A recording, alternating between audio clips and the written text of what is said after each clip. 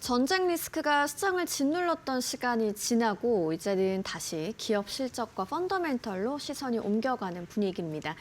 미국과 이란의 전격적인 휴전 합의 이후에 글로벌 금융시장도 크게 반응을 하고 있는데요. 이 흐름이 어디까지 이어질까요? 오늘은 이창환 IM증권 서울금융센터 이사님 모시고 이야기 나눠보겠습니다. 어서 오세요. 네, 안녕하십니까?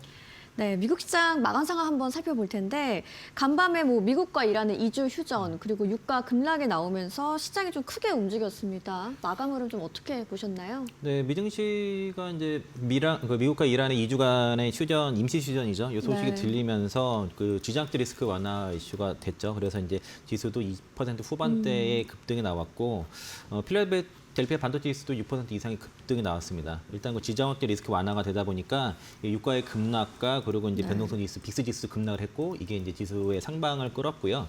금리 인하 기대감도 많이 올랐습니다. 유가가 이제 급락을 하다 보니까 인플레이션 부담도 줄어드니까 다시 이제 연준의 금리 인하 가능성이 다시 올라가는 그런 흐름이 네. 나타났고 그리고 결정적으로 이제 급등이 나온 이유는 역대급 쇼스케지가 나온 겁니다. 이제 이 지정학적 리스크가 불거지다 보니까 헤지 펀드들이 역대급 공매도가 많이 포지션이 있는 상태에서 이게 풀리니까 하락으로 베팅했던 헤지 펀드들의 공격적인 그 포지션 청산이 움직이고 그리고 이제 CTA 자금까지 유입되면서 그 국내 증시와 미국 증시가 어제 간밤에 이제 다 그 쇼스키지 장세가 나타났다고 볼 수 있겠고요. 그리고 이제 다만 이제 그 장중에 그 불확실성이 좀 있었죠. 휴전의 불확실성이 발생했는데 이스라엘의 군사 행동이 계속 지속이 됐다는 거고 또 그 이란이 협정 위반을 주장을 했습니다. 미국의 드론이 영공을 침해했다던가 이로 인해서 상승폭이 일부 축소는 됐지만은 벤스 부대통령이 계속 이제 그 협상에 대한 언급을 계속 하면서 상승세를 좀 이어간 거고요. 그 FOMC 의사록에서도 중도 리스크가 에너지 가격을 좀 자극할 수 있다 이런 언급이 있다 보니까 그 약간 우려는 있었지만 이는 시장에서 이미 예상한 정도, 재와 확인 정도라고 볼 수 있겠고 이제는 그래서 이제 요 쇼스키 장세라든가 이제 지정학적 리스크가 이제 완화가 되면은 시장 정상 시장이 된다 그러면은 펀더멘털 위주로 봐야 될 것 같고요. 이제 수급이야 단기 급등 나왔으니까 앞으로는 이제 기업의 실적이라든가 기초 체력이 탄탄한 기업들 위주로 봐야 되겠고 그리고 이게 이제 다만 이제 아직은 휴전이니까 종전은 아니잖아요. 그러니까 이제 약간의 그 변동성은 단기 변동성은 있을 수 있다. 그래서 이제는 이제 그 삼성전자 하이닉스가 어제 급등 나오고 오늘 추가 상승 나오게 되면은 기술의 종목들이 탄력 좀 둔화될 수 있습니다. 그러면 이제 좀 그렇게 되면 그 다음 순서의 종목들을 좀 볼 필요가 있다라고 보겠습니다. 네, 오늘 나눌 이야기들을 조금 종합적으로 한번 해주신 것 같고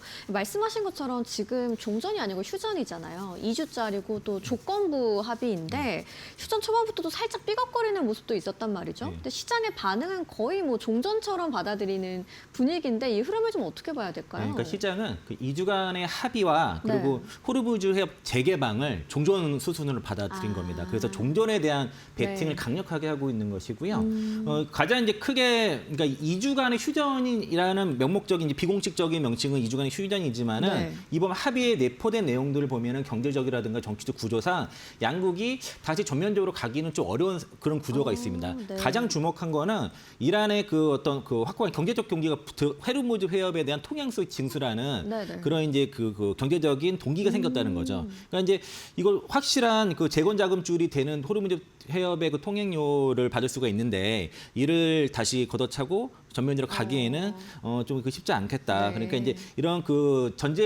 종전에 대한 명분이 필요한데 이 호르무즈 해협에 대한 통행성 징수는 이란 입장에서는 승리를 하고 얘기할 수 있는 그런 이제 명분이 될 거라 볼 수 있겠고 그리고 이게 그 국제 유가가 이제 시장 자체는 어쨌든 국제유가가 급락했잖아요. 그렇죠. 그리고 이제 이로 인해서 원래는 이제 그 호르무즈 해협에는 거의 그 국내 전 세계 원유 공급량이 한 20%가 통과하는데 여기에 대한 그 공급망 마비라든가 초고유가의 사태에 대한 최악의 시나리오가 폐기됐기 때문에 최악은 지났다라는 시나리오가 나타났고 그렇게 되면은 그 지정학적 리스크에 대한 프리미엄이 없어지겠죠. 그걸 걷어내고 이제 평화 체제로서의 자본들이 투입이 되면서 이제 그 실제 거기에 대한 베팅이 들어온 거고요.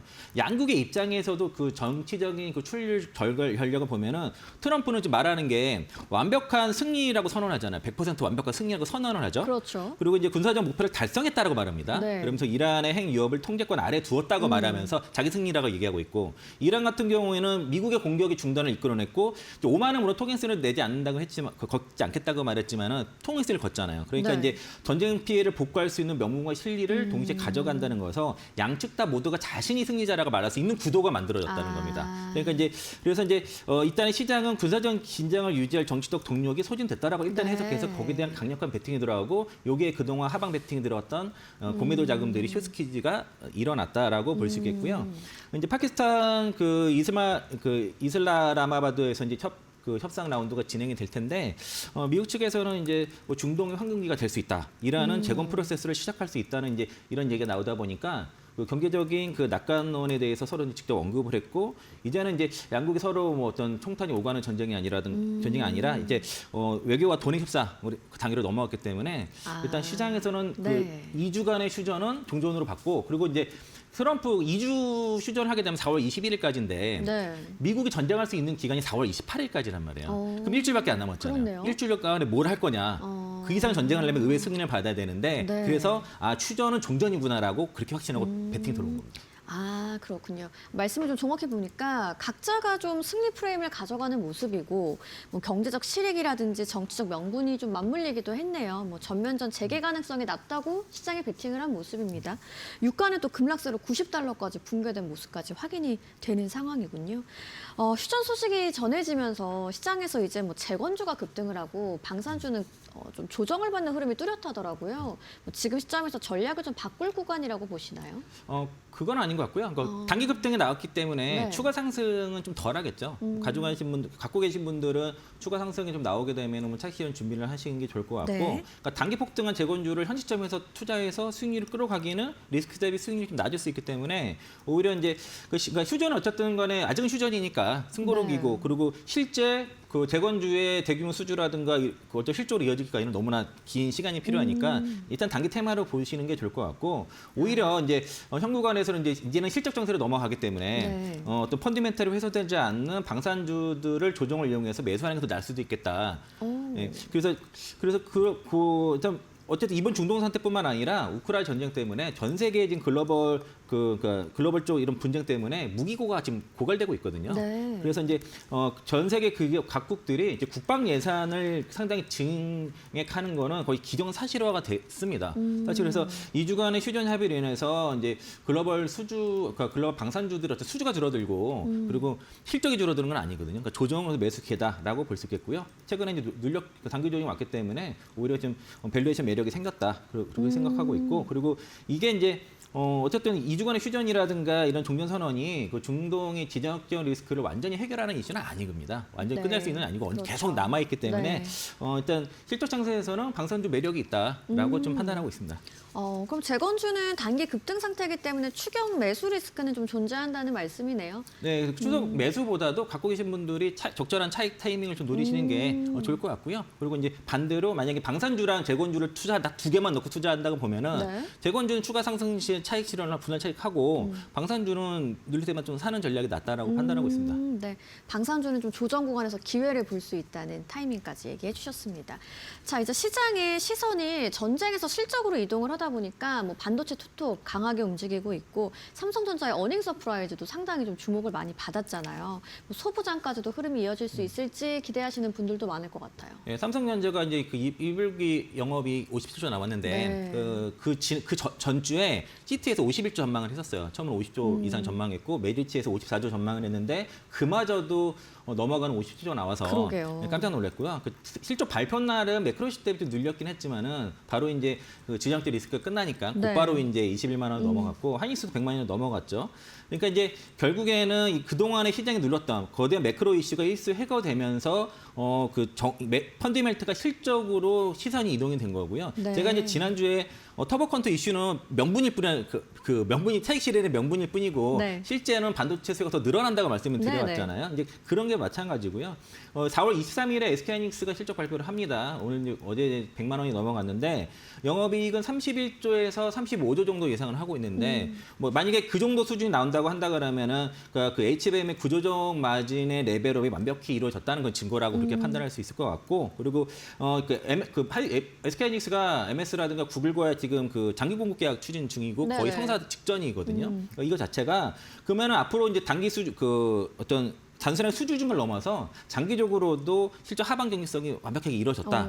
그렇게 판단할 수 있을 것 같고 그리고 글로벌 IB들은 SK하이닉스 190만 원 정도 목표가를 제시하고 있는데 네. 어제 SK증권에서 삼성전자 40만 원, SK하이닉스 200만 원 목표가 제시했습니다. 200만 원까지요? 아마도 이제 SK하이닉스도 이제 200만 원 이상 제시하는 네. 목표가들이 이제 계속 속출할 거라고 그렇게 보고 있고 그리고 이제 그 반도체 종목들 가게 되면은 당연히 소부장들도 온기를 맞춰서 이제 따라가는데 일단 올라갔을 때는 소부장률이 탄력이 좋잖아요. 네. 수익률이 높기 때문에 그래서 이제 본질적으로 이런 어떤 종전 선언이라든가 지정 리스크가 현재로서는 반도체의 그 본질적인 수요를 훼손시키는 게 아니기 때문에 어쨌든 지금 매크로의 불안을 떨쳐내고 지금 어떤 본질을 반영해서 주가가 올라가고 있고 이런 강력한 랠리에 이제 스마트 머니들이 베팅한 거고요. 그래서 이제 SK하이닉스랑 삼성전자를 코어에 두고 소부장 종목들을 이제 수익률, 그러니까 추가 수익률을 더 올리는 차원에서 같이 네. 병행하시는 전략은 좀 유효한 것 같다라고 보고 있습니다.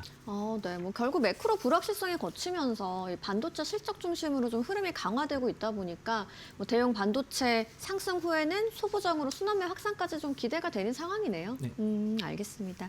자, 오늘 또 기아 CEO 인베스터 데이가 열립니다. 뭐 단순한 실적도 그렇지만 뭐 어떤 부분까지도 좀 다 확인을 해보면 좋을까요? 네, 지난주에도 좀 말씀을 좀 드렸던 내용인데 오늘 이제 기아 인베스트데이에서는 네. 시장에서 가장 주목하는 거는 이제 단지 기아의 그 인베스트데이가 아니라 현대차 그 박민호 대표뿐만 아니라 보스턴 다이내믹스 기술 책임자까지 나와서 그 현대차 그룹 전체의 이제 미래 모빌리티라든가 로봇 자율주행, SDV에 대한 어떤 기업의 그 가치를 재평가할 수 있는 그런 요소들을 발표를 네. 하기 때문에 많이 시선이 있고 이미 어제 NXT에서 네. 굉장한 급등세가 이제 나오고 있었습니다. 뭐 현대 무벡스 같은 경우는 27% 상승이 나오기도 네. 했었고 일단 단순하게 그 비전을 넘어서 현대차 그룹 차원에서의 거대한 모빌리티 로드맵 안에서 현대에게 어떤 역할을 하는지 그리고 실질적인 수혜를 어떻게 받는지에 대한 명확한 비전이 필요할 것 같고 그리고 이게 이제 그러니까 크게 어떤 뭉뚱그는 게 아니라 첨단 기술의 어떤 구체적으로 얘기가 나와야 돼요. 그리고 그 일정 타임라인도 네. 좀 명확하게 제시가 된다 그러면은 어떤 기존 제조업에서의 밸류에이션을 넘어서 어떤 기술주에서의 밸류에이션 재평가가 가능할 것 같고 자율주행에 대한 거 상당히 기대가 높습니다. 일단 하반기에 그 SDV 페이스카 출시 예정이고 레벨 2 플러스 수준의 그 자율주행 기술 경쟁력을 어떻게 이제 현대차라든가 기아가 적용되는지에 대해서 이걸 보여줘야 될 거고요. 그리고 이제 이게 그렇게 되면 이제 그러니까 지금 현대기아차의 밸류에이션 시작은요 자율주행에서 먼저 나와야 돼요. 로봇은 그 다음입니다. 일단 네. 자율주행 쪽에서 먼저 보여줘야 밸류에이션 리레이팅의 어떤 트리거가 될 수 있다고 볼 수 있겠고 보스턴 다이내믹스 IPO 일정이 있는데 여기 그 IPO 주관사 선정 어떻게 좀 되는지 이런 것들 포함해서 그 테슬라의 옵티머스 3세대 공개가 예정이고 유니티리 상장 등의 어떤 글로벌 로봇 상장 그 기업들 막 그런 개발 시기에서 현대차 보스턴 다이내믹스가 어떤 역할을 하고 현대차와 기아가 그 안에서 어떻게 이를 모멘텀을 흡수하면서 기업 가치 상승을 이어갈 수 있는지를 어떻게 발표하는지가 중요할 거고요. 미래 모멘텀뿐만 아니라 당장 실적도 중요한 거기 때문에 네. 이런 그 관세 리스크라든가 이걸 어떻게 잘 방어하고 그리고 이제 그 북미 쪽 하이브리드 차라든가 그리고 이제 북미 조자 공장 생산하는 기아는 스포티지, 텔룰라이드 같은 경우 네. 또 유럽 같은 경우에는 기아는 EV2, EV4, EV5를 출시 신차가 나오고 있고 그리고 인도에서는 셀토스 풀체인지가 나오거든요. 이런 네. 이거 다 당장의 실적과 연결되잖아요. 그러니까 뭐 그 혼다 같은 경우에는 전기차 사람에서 뭐 2조 손실 막 이렇고 네. 대부분 글로벌 레고시 자동차 기업들이 사실 그러니까 손실을 많이 버는 입장에서 현대기아차는 그렇지 않다는 거죠. 실적 방어가 되면서 미래의 성장 그 모멘텀을 어떻게 잘 제시하는지가 중요할 거고 무엇보다도 네. 또 기술적인 디테일과 타임라인이 구체적인 명시가 되는지를 잘 보자라고 말씀드리겠고요. 오늘 그래서 이제 현대기아차랑 현대차 그룹들, 뭐 현대모비스, 뭐 글로비스 등 좀 주가 좀 기대해봐도 좋을 것 같습니다. 아, 그렇군요. 뭐 오늘 예정돼 있는 기아 CEO 인베스터 데이인데 현대차 그룹 차원에서 이야기를 좀 기대해 볼 만하다라고 이야기해 주셨고 뭐 SDV와 로봇 중심으로 한 미래 모빌리티 전략, 구체적인 실행 로드맵이 좀 핵심이 되겠네요. 네, 맞습니다. 기술적인 디테일도 타임라인도 중요하고 오늘 뭐 주가도 조금 기대해 볼 만하다고 네. 정리해 보겠습니다. 자, 이제 전쟁 이슈가 한발 물러나다 보니까 1분기 어닝 시즌 또 시작이 되고요. 뭐 결국 4월 증시를 이끌 핵심 축은 좀 어디에 있다고 보시나요? 그러니까 시장은 중동의 2주간의 휴전을 사실상 종전으로 일단 해석하고 여기에 대한 네. 강력한 베팅이 이제 끝난 겁니다. 베팅을 네. 한 거예요. 그러면은 일단 지정 리스크라든가 이런 거대 매크로적인 그 불확실성이 끝났기 때문에 다음 4월의 어떤 증시 동력은 결국에는 1분기 실적과 그리고 그 안에서 밸류에이션 리레이팅이 되는 기업들로 이동하게 되겠죠. 그러니까 실적과 밸류에이션 리레이팅이 가능한 기업들을 잘 봐야 될 것이고요. 확실히 이제 막연한 테마라든가 어떤 정전 수요가 아닌 확실히 숫자로 증명하면서 또 향후의 뭐 실적과 마진율 상승으로 이어되는 이런 뭐 삼성전자, 엑스하이닉스 뭐 이런 이제 대형 우량주 중심의 투자가 필요할 것이고 네. 그리고 아까도 말씀드릴 대로 그 실적과 밸류에이션의 같이 그러니까 밸류 리레이팅 같이 가는 기업들 실적도 좋아지면서 밸류에이션 리레이팅이 같이 교집합이 되는 기업들의 대표적인 기업이 삼성전자, SK하이닉스, 현대차인 겁니다. 네. 삼성전자랑 SK하이닉스는 ADR 상장 얘기도 있기 네. 때문에 그리고 장기공급계약 이런 것들이 다 밸류에이션, 리레이팅 요소들이 되는 거고 그리고 어쨌든 그 4월부터는 본격적인 실적 장세로 전환될 가능성이 높다라고 보기 때문에 매크로 노이즈에 대해서는 더 이상 흔들릴 필요는 없겠다라고 네. 판단하고요. 그래서 이제 반도체 또 현대차를 중심으로 해서 그 안에서 이제 그런 기업들 코어로 두고 실적주 그러니까 보통 반도체 삼성 하이닉스 가게 되면은 그 파생 뭐 전력기기라든가 뭐 원전이라든가 그다음에 이제 대형주 안에서도 보면 조선주라든가 그런 기업들이 돌아가면서 움직이니까 그렇게 이제 실적들이 받쳐지는 네. 종목들 위주로 정보법 투자를 하시면 좋을 것 같습니다. 아, 네. 뭐 결국 전쟁 이슈를 지나서 실적과 밸류에이션이 뒷받침되는 대형주 중심으로 좀 장세가 전환될 거라는 말씀이시네요. 뭐 삼성전자, SK하이닉스, 현대차 주도의 좀 삼각편대 기대해 볼 만하고요. 뭐 좀 업종별로 추가적인 주도주 후보군도 혹시 있을까요? 제가 말씀드린 것처럼 우리나라는 네. 전력기기를 거의 반도체로 봐요. 그러니까 전력기기 종목들도 그렇고 조선주도 전쟁 기간에 좀 오히려 기대를 했었는데 늘렸기 때문에 네. 그것도 좀 괜찮을 것 같고 그리고 제가 앞서 말씀드린 것처럼 방산주 같은 경우도 네. 천무 같은 경우는 지금 엄청나게 불티나게 그 오더가 많이 있다지 않습니까? 네. 뭐 LIG 넥스워, 하나 시스템, 하나 에어로스페이스 그런 기업들 같은 경우는 원래 눌렸을 때 좀 단기 매수 기회를 좀 보셔도 좋을 것 같다라고 판단하고 있습니다. 네, 뭐 오늘 말씀 종합을 해보면 이번 시장은 전쟁보다 실적에 좀 무게를 두고 움직이기 시작하는 모습이네요. 뭐 불확실성보다는 이익의 가시성이 높은 종목 중심으로 좀 옥석 가리기가 본격화되는 시기일 것 같습니다. 전략적인 접근 방법 잘 세워봐야겠네요. 네, 오늘 이창한 IM증권 서울금융센터 이사님 모시고 이야기 나눠봤습니다. 좋은 말씀 고맙습니다. 고맙습니다.